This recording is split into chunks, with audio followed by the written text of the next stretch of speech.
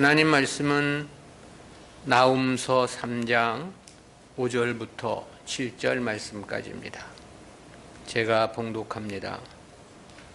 만군의 여호와의 말씀에 내가 네 대적이 되어서 네 치마를 걷어쳐 내 얼굴에 이르게 하고 네 벌거벗은 것을 열국에 보이며 네 부끄러운 것을 열방에 보일 것이요 내가 또 가증하고 더러운 것을 내 위에 던져 능욕하여 너로 구경거리가 되게 하리니 그때 너를 보는 자가 다 내게서 도망하여 이르기를 니느웨가 황무하였도다 누가 위하여 애곡하며 내가 어디서 너를 위로할 자를 구하리오 하리라 하시도다. 아멘. 오늘은 나훔서 제9강으로 만국 앞에서의 니느웨의 응징이라는 제목으로 말씀을 듣습니다. 앞선 1절부터 3장 1절부터 4절은 침략자들의 위용과 심판 장면, 그리고 그동안의 만국을 향한 아수르의 폭력과 기만 행위에 대해서 지적한 말씀이었습니다. 아수르의 실제적인 부흥기는 디글랏 빌레셀 3세와 그리고 그의 아들 살마네셀 5세가 통치했던 때였습니다. 그때 아수르는 영토 확장을 위한 전쟁 정책을 지속적으로 펼치게 됐고요. 그런 가운데 이들은 국가의 정책과 성격을 매우 호전적이고 무자비한 양태로 변모시켜 나갔습니다. 따라서 다른 민족들에 대한 학대와 약탈을 서슴지 않았고요. 나아가 그들은 매우 간악한 수단을 사용하여 다른 민족들을 정복해 갔습니다. 그러한 간교함은 히스기야 왕 당시 유다를 침략했을 때도 그대로 드러났는데요. 저들은 유다의 모든 성들을 거의 정복하고 최후 예루살렘만 위태롭게 남아있을 때였습니다. 당시 히스기야는 아수르 왕에게 부친 때부터 바쳤던 조공을 단절했던 잘못을 인정하고 왕이 요구하는 것은 무엇이든지 감당하겠다며 화해를 요청하게 되죠. 그러자 저들은 전쟁 배상금으로 은 300달란트와 금 30달란트를 요구했습니다. 이에 히스기야는 여호와의 전과 왕궁 곳간에 있는 은을 다 내어주었고 성전 문과 기둥에 입힌 금까지 벗겨 배상금을 지불했습니다. 그렇지만 저들은 그 배상금을 받고서는 오히려 군사를 예루살렘으로 진격을 시켰죠. 그처럼 저들은 국가 간의 약속도 마치 손바닥 뒤집듯이 파기하고 다른 나라들을 정복해 갔던 것입니다. 근데 그때 하나님께서 아수르 군사 18만 5천 명을 하룻밤 사이에 모두 죽이심으로 당시 전쟁을 히스기야의 승리로 귀결케 해 주셨죠. 그로 인해 불시에 히스기야는 근동에서 그 명성이 하늘을 찌를 만큼 치솟게 되었습니다. 그러나 만약 하나님의 도우심이 없었다면 예루살렘도 북이스라엘과 같이 꼼짝없이 정복을 당하고 아수르의 식민국가로 전락했을 것이 분명합니다. 이러한 아수르에 대해서 하나님은 저들이 행한 그대로 죄를 보응하시되 이제는 저들이 다른 나라들에게 약탈을 당하고 최대의 치욕거리가 되게 하실 것을 말씀하고 있는 겁니다. 한때 하나님의 징계의 몽둥이로 사용했던 아수르를 이제는 버리시겠다는 하나님의 의지의 표현이라고 말할 수 있겠습니다. 이러한 본달락 5절부터 7절까지는 구속사적 교훈까지 주제를 셋으로 구분해서 살펴봅니다. 첫 번째는 만국 앞에서의 아수르가 당할 치욕입니다. 아수르가 만국 앞에서 당할 치욕을 밝혀주는 5절부터 6절까지는 내용이 다섯으로 구분이 되는데요. 첫 번째는 5절 상반절에서 만군의 여호와의 말씀에 내가 네 대적이 되어서 그랬습니다. 이 5절 상반절은 원문으로 보면 2장 13절 상반절과 자구적으로 똑같습니다. 여기서도 원문상으로는 내가로 번역된 히브리어 히는이라는 단어가 문장의 첫 단어로 되어 있습니다. 이는 보라라는 뜻의 감탄사 힘내라는 단어와 또 내가라는 뜻의 1인칭 단수 대명사인 아니라는 단어가 결합되었습니다. 즉 아수르를 심판하시는 직접적인 당사자가 하나님이심을 선포하신 것이지요. 그리고 이 만군의 여호와란 호칭은 천군 천사를 대동하시고 거룩한 성전을 수행하시는 전능하신 하나님의 면모를 강조하는 신명입니다. 따라서 본문의 문장 역시 니느웨의 심판을 결행하시는 직접적인 당사자가 하나님이심을 밝히고 있는 거죠.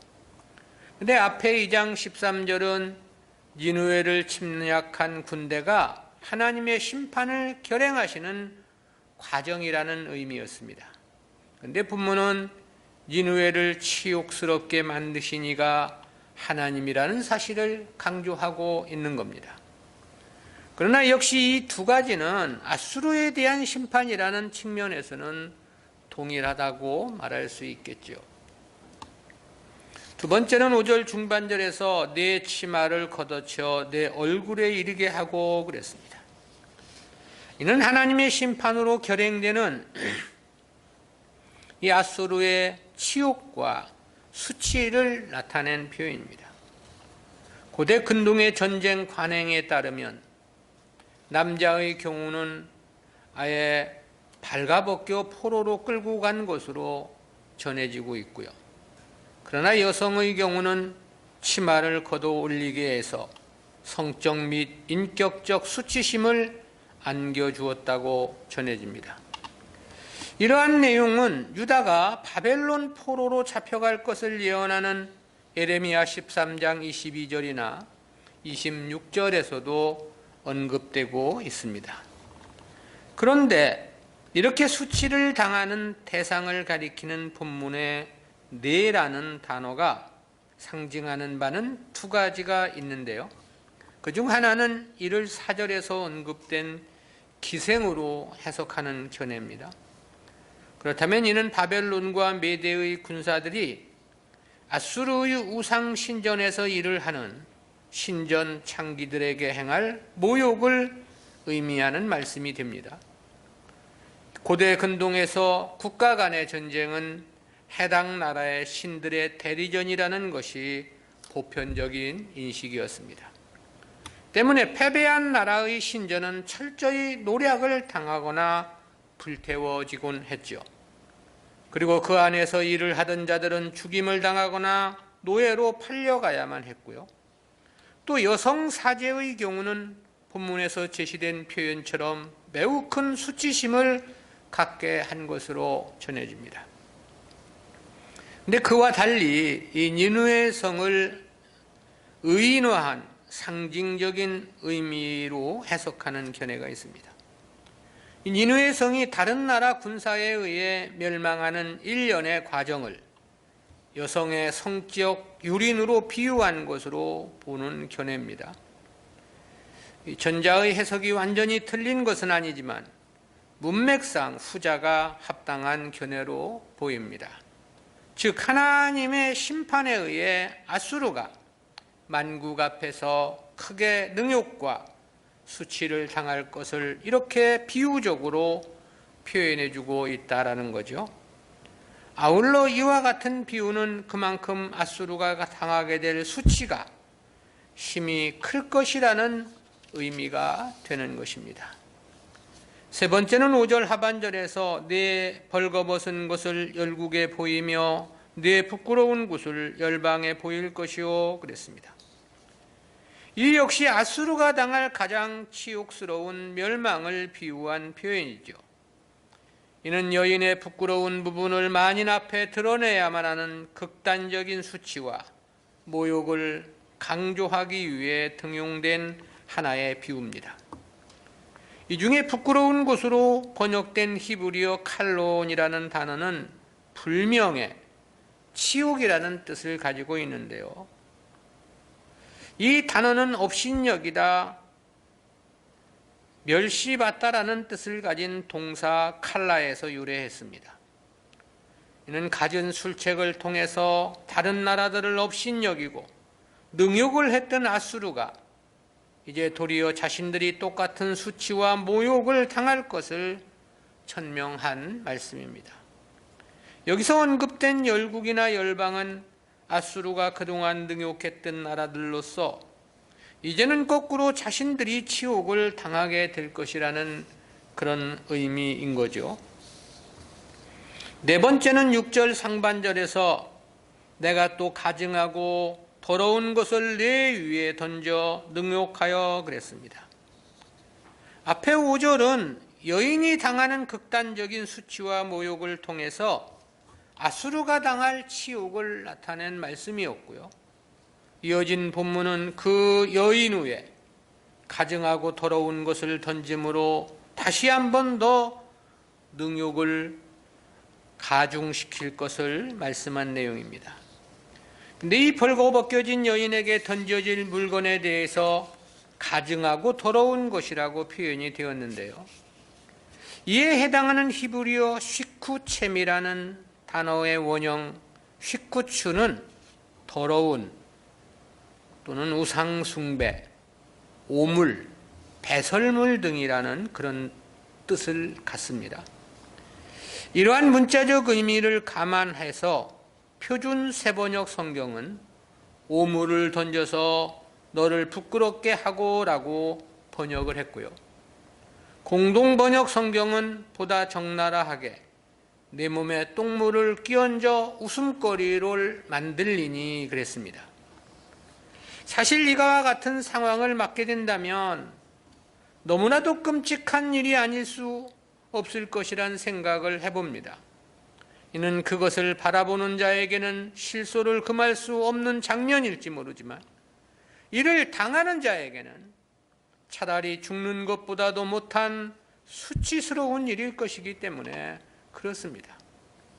특히 이러한 표현은 그동안 아수르가 누렸던 영광과 영화와 현격한 대조를 이룬다는 사실에 강조점이 있습니다. 과거 아수르는 모든 나라들이 부러워할 만큼 강력한 국가였습니다. 그런데 하나님의 심판 이후에는 벌거벗겨져 부끄러운 것을 드러내야만 하고 거기에 오물까지 뒤집었으므로 모든 사람들이 기피하고 혐오하는 대상이 될 것이라는 그런 의미인 거죠. 그러므로 저들의 수치는 배가를 더할 것이라는 생각이 들어지고요. 하나님의 심판의 엄중성을 다시 한번 생각하게 하는 대목이기도 합니다. 다섯 번째는 6절 하반절에서 너로 구경거리가 되게 하리니 그랬습니다. 역시 아수르의 마지막 운명과 관련된 표현으로 모든 나라들의 조롱거리가 될 것이라는 그런 뜻인 거죠. 여기서 이 구경거리로 번역된 히브리어 케루이를 영역성경 NJB는 조롱거리라고 번역을 했고요. 니느웨가 그만큼 비참한 상황이 될 것이라는 뜻입니다. 그리고 너를 되게 하리니라고 번역된 히브리어 외사 무티크라는 단어는 계속적 용법의 접속사 와우하고 두다라는 뜻의 동사 삼의 완료형에 2인칭 여성 전미어가 부착된 형태인데요. 본문처럼 계속을 의미하는 접속사 와우라는 단어와 이후에 사용된 완료형은 미완료의 의미로 이해하는 것이 보통입니다. 이러한 문자적 의미가 나타내는 것은 이 벌거벗겨진 여인은 오물을 뒤집어 쓴 채 계속해서 그 자리에 서 있다는 그런 뜻이 됩니다. 즉 아수르가 당할 수치는 멸망으로 끝나는 것이 아니라는 것입니다. 멸망한 이후에도 계속해서 조롱과 멸시의 대명사가 될 것이라는 그와 같은 표현인 것입니다. 두 번째로는 동맹국들의 아수르에 대한 배신입니다. 앞선 5절과 6절에서는 하나님의 심판에 의하여 아수르가 만국 앞에 능욕과 치욕을 당할 것이라는 그런 예언이었죠. 이어진 본문 7절은 거기서 한 걸음 더 나아가 아수르의 동맹국들이 저들의 멸망을 외면하고 도주할 것이라는 사실을 예언한 내용입니다. 다시 말한다면 아수르는 그 누구의 도움도 받지 못한 채 완전히 멸망할 것임을 강조하고 있는 건데요. 이와 같은 본문 7절은 단락을 셋으로 구분해서 살펴보겠습니다. 첫 번째는 7절 상반절에서 그때의 너를 보는 자가 다 내게서 도망하며 이르기를 그랬습니다. 앞서는 아수르를 조롱과 멸시의 대명사로 삼겠다는 의미였죠.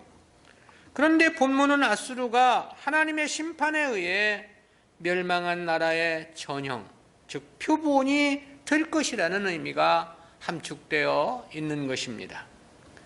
표면에 나타나는 문자적인 의미는 아수르의 멸망을 목격한 사람들이 일제히 도망을 칠 것이라는 그런 뜻입니다. 이 중에 도망하며로 번역된 히브리어 이도드는 피하다는 뜻이 있는데요. 그렇지만 머리를 흔들리로다라는 의미로도 사용되는 단어입니다. 본문은 아수르의 처참한 멸망을 바라보는 사람들이 그 광경이 너무나 끔찍하고 참담해서 더 이상 바라보지 못하고 달아나듯이 그 장소를 피할 것이라는 뜻이 되고요. 그리고 그 장면을 두 번 다시 기억하고 싶지 않아서 머리를 흔들 것이라는 의미가 되는 것입니다. 그러면서도 이것이 그동안에 아수르와 가깝게 지냈던 주변의 동맹국들이라는 사실에 초점을 두고 있는 겁니다. 따라서 1차적으로는 아수르의 멸망에는 그 누구의 도움도 받지 못할 것이라는 뜻이 있는 거고요. 그리고 그 멸망의 참상이 너무나도 참혹해서 비극적인 멸망의 전형이 될 것이라는 의미도 함유되어 있는 겁니다. 그 이상이 없을 것 같은 수치와 참담함으로 심판의 양상이 이어지고 있기 때문에 그렇습니다. 두 번째는 7절 중반절에서 니느웨가 황무하였도다 그랬습니다. 이는 아수르가 멸망을 당한 이후 그곳을 지나가는 사람들이 하는 말을 염두에 둔 표현입니다. 여기서 황무하였도다로 번역된 히브리어 쏴데다라는 단어는 파멸하다는 뜻을 가진 쏴다드의 강의 수동형입니다. 이 단어가 나타내는 의미는 마치 썰에질을 해서 밭을 갈아엎듯이 완전히 무너지고 파괴되어 폐허가 되었다는 그런 뜻입니다. 근데 이처럼 지나는 사람들이 독백처럼 뇌까리는 말은 니느웨의 멸망을 안타까워하는 그런 뜻이 아닙니다. 이는 1차적으로는 저들의 멸망이 도저히 예상치 못했던 상황이었기에 놀라움의 표현으로 이해할 수 있습니다. 그리고 다른 하나는 그 멸망의 참상이 너무나도 참혹하기에 다시 한번 놀라 자기도 모르게 튀어나오는 독백을 나타낸 표현으로 이해할 수도 있습니다. 그렇다는 것은 이 단어가 강의 수동형이라는 측면에서 볼 때 그렇습니다. 헬라어에서의 강의형은 강조의 의미를 나타냅니다. 그러니 이는 그만큼 철저히 파괴되었음을 강조하는 말씀이거든요. 그리고 성경에서 수동형의 주어가 명백하게 밝혀지지 않는 경우는 신적 수동형으로 이해하는 것이 일반적입니다. 본문도 주어가 없기 때문에 이는 하나님의 주권적 역사와 권능으로 이루어진 황무라는 사실을 나타내는 것입니다. 그만큼 하나님의 심판이 엄중할 것을 나타내주고 있는 거죠. 세 번째는 7절 하반절에서 누가 위하여 애국하며 내가 어디서 너를 위로할 자를 구하리오 하리라 하시도다 그랬습니다. 이 역시 아수르가 주변국이나 동맹국들에게 완전히 배척을 당하고 버림을 받을 것이라는 그런 표현입니다. 여기서 누가 위하여 애곡하며 라고 하는 것은 누군가 아수르를 위해 애곡해야 하지 않느냐 그런 뜻이 아니고요.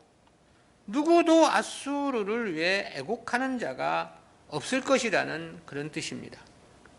이중 애곡하며로 번역된 히브리어 야누드는 단어가 3인칭 단수형으로 포기되었습니다.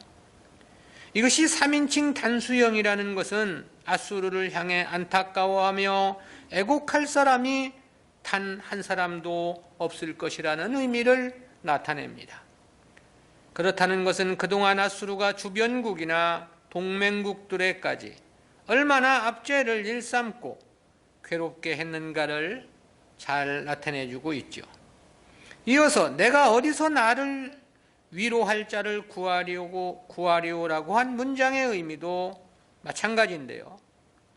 이 역시 아수르의 멸망을 안타까워할 자는 그 어디서도 구할 수 없을 것이라는 그런 뜻입니다. 근데 여기서 내가 구하리오로 번역된 히브리어 아바케시가 미완료 시제로 되어 있습니다. 그렇다는 것은 당시만 그렇다는 뜻이 아니고요. 앞으로 계속해서 그럴 것이라는 그런 뜻인데요. 다시 말하면 영원토록 저들의 멸망을 아쉬워할 자가 없다는 그런 의미인 겁니다. 따라서 이는 역시 아수르의 철저하고도 완전한 멸망을 표명함이라고 말할 수 있겠습니다. 영원히 회복될 수 없는 멸망이 될 것이라는 그런 의미인 거죠. 우리는 이러한 말씀을 통해서 두 가지 구속사적인 교훈을 생각해 봅니다. 첫 번째는 니느웨가 당한 수치는 성도들에게도 적용되는 하나님의 역사라는 진리입니다. 하나님에 의해 심판을 당하는 니느웨의 수치에 대해서 5절 중반절에서 내 치마를 걷어쳐 내 얼굴에 이르게 하고 그랬죠. 이는 하나님의 심판으로 결행되는 아수르의 치욕과 수치를 나타낸 표현이라고 그랬습니다. 5절 하반절에서는 내 벌거벗은 것을 열국에 보이며 내 부끄러운 곳을 열방에 보일 것이요 그랬습니다. 이는 아수르가 그동안 지배했던 나라들로부터 자신들이 도리어 부끄러움을 당하게 될 것이라는 뜻이라고 했죠.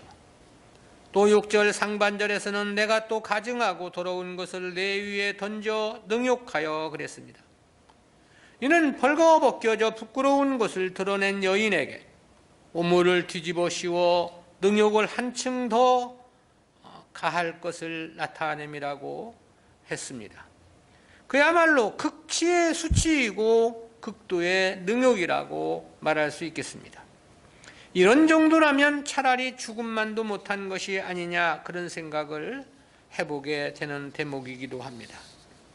그런데 이와 같은 수치와 모욕은 비단 이방 사람들에게만 국한된 것은 아니라는 사실입니다.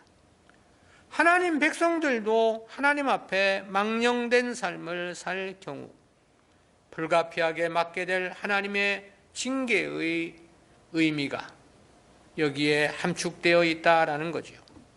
즉 본문은 단순히 아수르의 멸망에만 초점이 맞추어져 있는 것은 아니다라는 것입니다. 하나님 백성들을 향한 교훈적 의미도 함유되어 있다라는 거죠. 그러기에 북이스라엘을 향해서는 그렇게 말씀하신 바가 있었죠. 호세아 2장 10절입니다.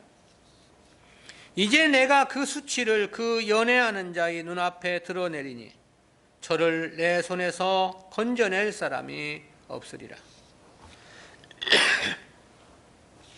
여기서 이 수치로 번역된 히브리어 나블루트는 음란이나 외설이라는 뜻과 함께 여성의 가장 부끄러운 신체 부위를 나타낼 때도 사용되는 단어입니다. 이 본문에서 지적된 수치와 동일한 의미인데요. 그런데 그것이 하나님의 선민이라고 하는 북이스라엘에 이런 표현이 사용되었다는 거고요. 그건 역시 남유다도 마찬가지입니다.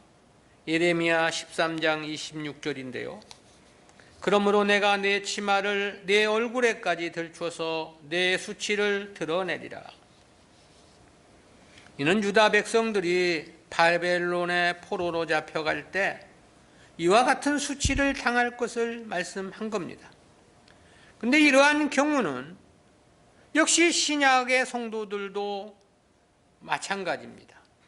완곡한 표현이지만 주님은 그렇게 비유로 말씀하신 바 있죠. 마태복음 5장 13절입니다.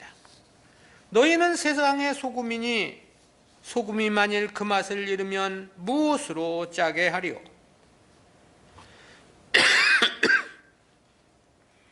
후에는 아무 쓸데없어 다만 밖에 버리워 사람에게 밟힐 뿐이니라. 성도가 이 성도된 삶의 본질을 잃어버리게 될 경우를 가정해서 하신 말씀입니다. 당시의 소금은 대개가 산에서 캐는 암염이었습니다. 따라서 이 산에서 캐는 소금은 이물질이 섞인 것들이 많이 나올 수밖에 없었다고 그러는데요. 그러므로 이물질이 많이 섞인 이런 소금은 사용이 불가능하기 때문에 길바닥에 버리는 것이 통상이었다고 전해집니다. 따라서 그 버려진 소금은 길을 오고 가는 사람들에게 짓밟히게 되는 운명일 수밖에 없는 거죠. 당시 이와 같은 생활 원리를 비유로 해서 주님은 성도의 본질을 잃어버린 경우 맞게 될 결말에 대해서 교훈을 하신 것이요. 이를 풀어서 설명하면 심한 굴욕과 치욕, 부끄러움을 당할 것이라는 그런 뜻입니다. 그것은 사람들에게 밟힘을 당한다는 것은 어느 시대나 매우 굴욕적이고 치욕적인 삶을 나타내는 표현이기 때문에 그렇습니다. 누가복음 15장에서 비유된 탕자가 돼지가 먹는 쥐염 열매로도 배를 채울 수 없었다는 것도 같은 뜻이죠. 아버지에게는 많은 품꾼이 있었다고 그랬습니다. 그런데 자신은 돼지 취급도 받지 못하는 상태가 되었던 거죠. 그러니 그 치욕과 굴욕은 이루 말할 수가 없었을 것입니다. 그 상황에서 회개하여 아버지께로 돌아올 수 있었다는 것은 천만다행이라고 말할 수 있겠죠. 그러나 거기에서도 돌아가기를 거부했다면 저는 아마 더 큰 수치와 굴욕을 당할 뿐 다른 대안이 없었을 것이고요. 그래도 돌아오지 않는다면 하나님은 자기 백성의 목숨을 끊고 영혼은 구원하시는 것으로 성경은 그렇게 밝혀주고 있습니다. 성도가 적극적으로 주님의 뜻을 따라야만 하는 이유, 그 이유는 한두 가지가 아니죠. 가장 크게 우선 성도가 이미 창세 이전에 하나님의 선택된 백성이라는 것 때문에 성도들은 근본적으로 하나님의 뜻을 따라야 할 운명이다라는 거죠. 또한 성도는 주님의 대속의 은혜를 비롯한 말로 다 표현할 수 없는 심히 크고 큰 많은 은혜를 입은 자들입니다. 그러므로 역시 주님의 뜻을 따라야 하는 것은 너무나도 당연한 일입니다. 그리고 주님의 뜻을 따르는 자들에게 더해 주시는 보상적 은혜가 있죠. 따라서 성도는 더더욱 주님 뜻을 따르며 살아야 합니다. 그리고 무엇보다 주님 뜻을 따른 그 부분에 대해서는 하늘의 무궁한 영광의 상급이 약속되어 있습니다. 그러므로 성도는 더욱더 열과 성의를 다해서 주님의 뜻을 따르고 섬겨야 하죠. 그리고 또 하나 반드시 성도가 주님의 뜻을 따라야 하는 이유 있습니다. 그것이 곧 따르지 않는 경우는 은혜가 아니라 말할 수 없는 수치와 모욕을 당할 수 있기 때문입니다. 그것은 영생의 복이 너무나 크기 때문에 그를 돌이켜 영생의 복을 주시려는 하나님의 역사의 일환인 것입니다. 따라서 성도가 하나님의 뜻을 떠나서는 성공 불가능한 것입니다. 그러므로 성도는 오직 하나, 주님 뜻 안에서 인생을 승부해야만 하는 거죠. 온 마음과 뜻을 다하여 주님 위한 삶을 살아야 합니다. 주님의 뜻 순종과 주님께 대한 충성의 명운을 걸어야만 한다 이 말이죠. 목숨까지라도 거는 것, 그런 적극적인 주님 섬김이 필요하기도 합니다. 왜냐하면 성도들에게 있어 희망은 오직 하나, 주님뿐이기 때문에 그렇습니다. 두 번째는 성도가 하나님의 뜻을 벗어나면 천하가 다 나의 대적이 된다는 진리입니다.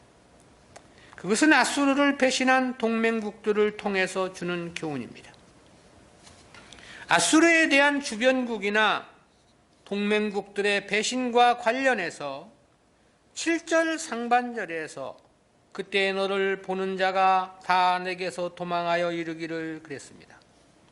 그리고 7절 하반절에서는 누가 위하여 애곡하며 내가 어디서 너를 위로할 자를 구하리요 그랬습니다. 이 중에 애곡하며로 번역된 히브리어 야누드는 단어가 3인칭 단수형이라고 그랬습니다. 즉 아수르의 멸망을 안타까워할 사람이 단 한 사람도 없다는 그런 의미였던 거죠. 그리고 내가 구하리오로 번역된 히브리어 아바케시는 미완료 시제라고 그랬어요. 영원토록 저들의 멸망을 아쉬워할 자가 없다는 뜻이라고 그랬습니다. 그러니까 아수르는 당시 모든 주변국이나 동맹국들이 오히려 저들의 대적이 되었다는 의미이기도 합니다.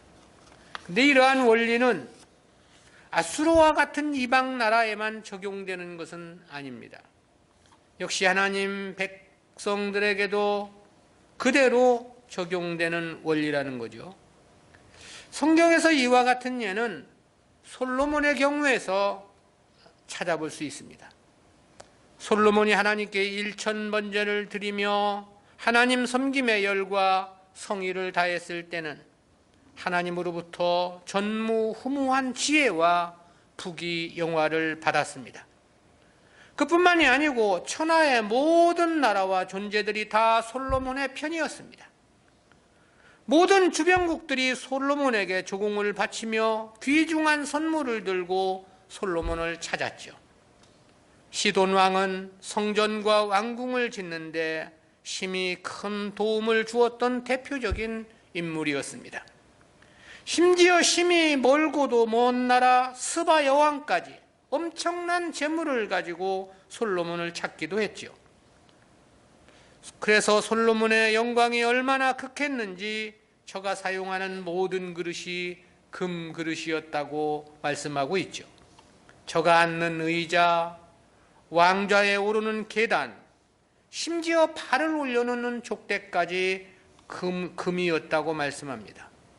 얼마나 금이 흔했는지 금으로 군사들이 사용하는 방패를 200개나 만들었다고 말씀하기도 하죠. 그야말로 인류사에 전무후무한 부귀 영화와 영광을 솔로몬이 누렸던 것입니다. 그런데 후에 저는 그런 영화와 영광에 취한 나머지 하나님의 뜻을 저버리게 되죠. 이방 여인을 데려다가 왕으로 삼기도 하고 이방 우상들을 허용하기도 했습니다. 그러자 상황과 역사는 급속도로 뒤바뀌게 되지요. 가장 먼저는 에돔이 솔로몬을 배신하고 대적이 되었음을 열왕기상 11장 14절에서 밝혀주고 있습니다.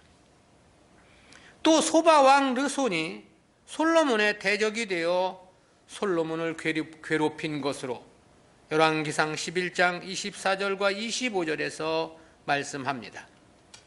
또 심지어 솔로몬의 충복이었던 여로보암이 솔로몬의 대적이 될 것이라는 사실도 열왕기상 11장 26절에서 밝혀주고 있습니다.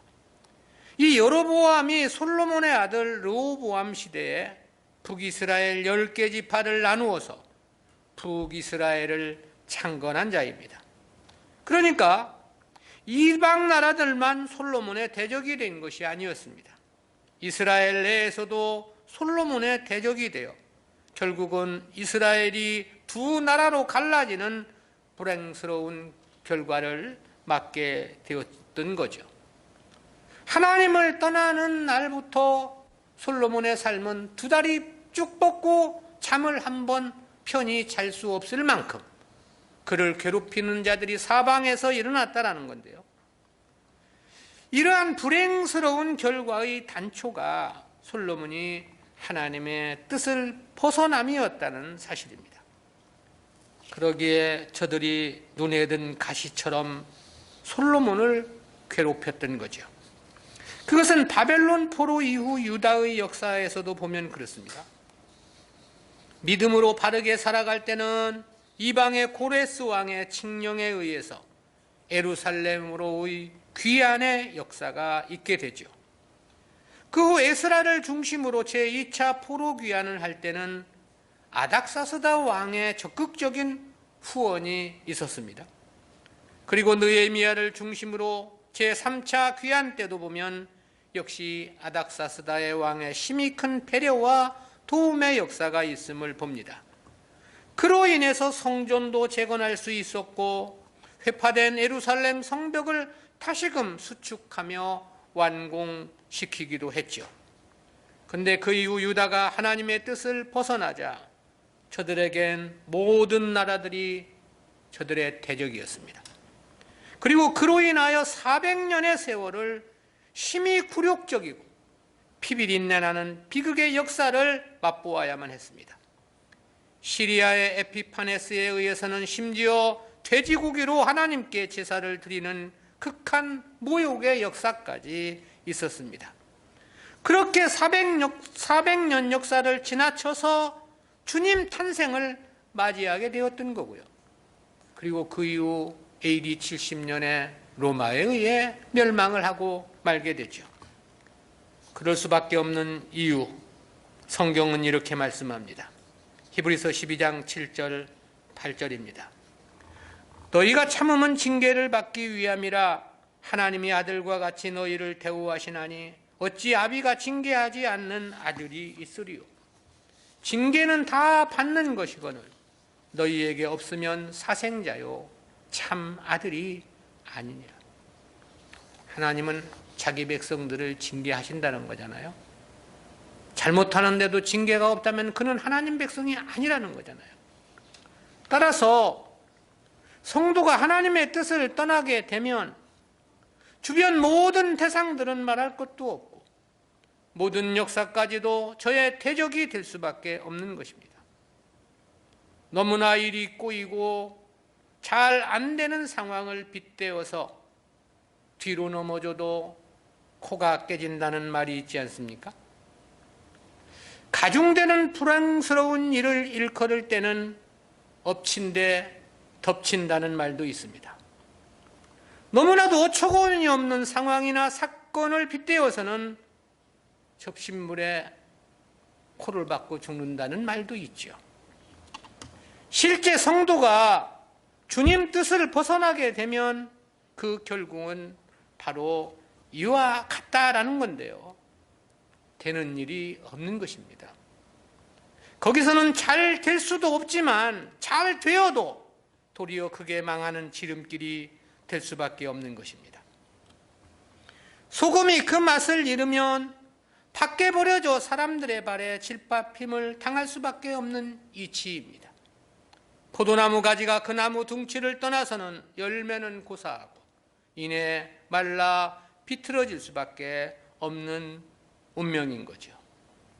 그래서 여호와께서 집을 세우지 아니하시면 세우는 자의 수고가 헛되다고 말씀을 했던 것입니다. 성도가 주님의 뜻에 명운을 걸어야만 하는 이유입니다.